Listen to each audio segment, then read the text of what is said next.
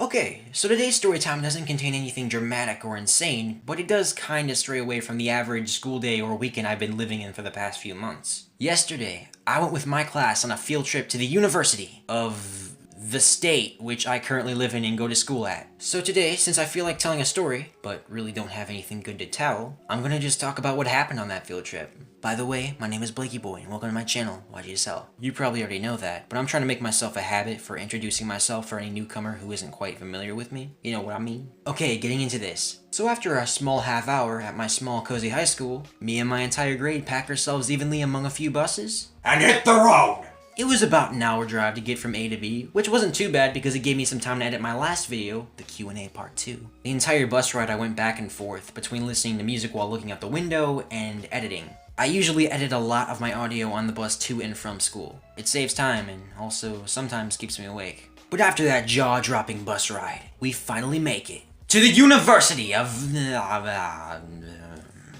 This place was so beautiful it brought tears to my eyes, people. Or maybe that was Ryan's Axe spray. He uses too much of that shit. He got everyone on the bus smelling like a douche. But this place took my breath away, it was so big. Even though it was rainy and damp outside, the grass was still kinda green. And the trees surrounding us were a bunch of different colors too. The campus was so big, my dick was almost smaller than it. But God knows my ego wasn't. We all walked into the building, feeling more tired than anything really. And were led into this giant theater, or auditorium. Or whatever you call those giant rooms with chairs that the rich schools have. I used to be in a school with one of those. It was cool.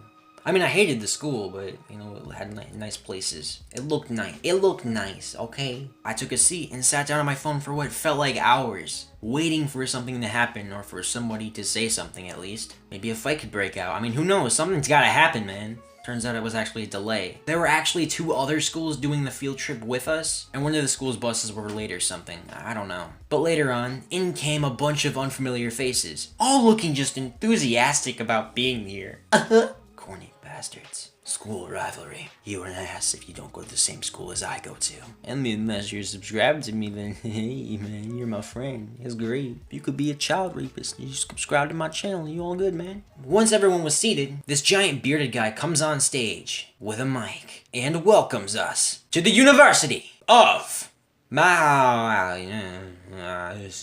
He gives us the basics of what will be going on, what rules we must follow, and also gives a little insight on what this college meant to him, why he's so passionate about it, and also why you should definitely attend it when you're older. Hey, I'm not going to that college. I mean, don't get me wrong, it looks beautiful, but it seems to favor more for the engineers, doctors, and psychologists. My dream in life is to become a producer, actor, and maybe animator, maybe a songwriter too, who knows? Unfortunately, it doesn't seem like the University of has what I need.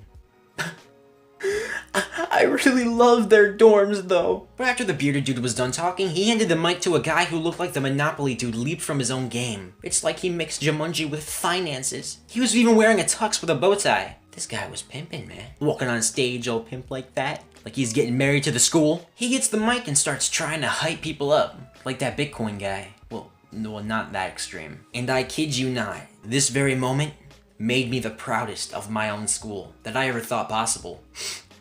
My boy. He starts calling out the other school names. And once the school names were called on, you know, they just went ballistic. Ah, oh my god, I'm on that school you just said about. Ah! They're screeching like apes, unaware that it's 10 a.m. And their asses were probably sore from the bus driver. I mean, the bus seats. The bus seats. So after everybody freaks out, leaving tension and hype in the air, the Monopoly dude calls out my school name. Can I hear it from the blah blah who go to school at the blah and are currently present at the blah?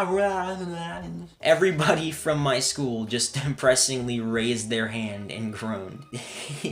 The Monopoly dude was not satisfied. After our sorry attempt at beating the other schools in an ear rape competition, the Monopoly dude decides to give us another chance. He goes around and recalls all the other schools and they reply with screeches. Once again, he then comes to us. Once again. But this time, he knows we know what he wants. I expected everyone to try to screech and stuff, you know? But nope. It was like everybody knew what to do, with a smart-ass grin on everyone's face. None of us did anything but raise our hands and snickered like assholes.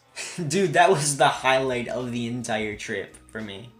He was so disappointed too. He had like a twinkle in his eye and he just looked out at the entire audience like, hey, I want you guys to show me that you're happy you're here. And everyone else went ballistic, and then he got to my school and he's like, hey, how happy are you to be here? Show me some noise. Woo.